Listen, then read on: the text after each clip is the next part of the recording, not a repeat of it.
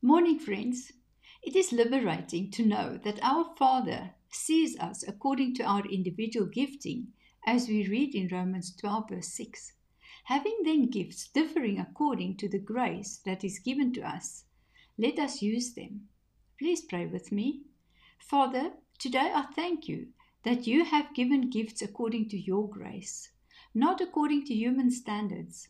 I recognize that my gifting may look different from others, yet it is equally valuable in your kingdom. Teach me to embrace what you have given me without comparison or jealousy.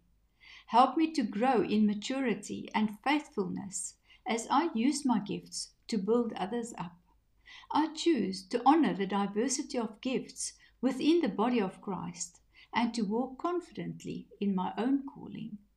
I trust that your grace is sufficient to work powerfully through my obedience. Amen.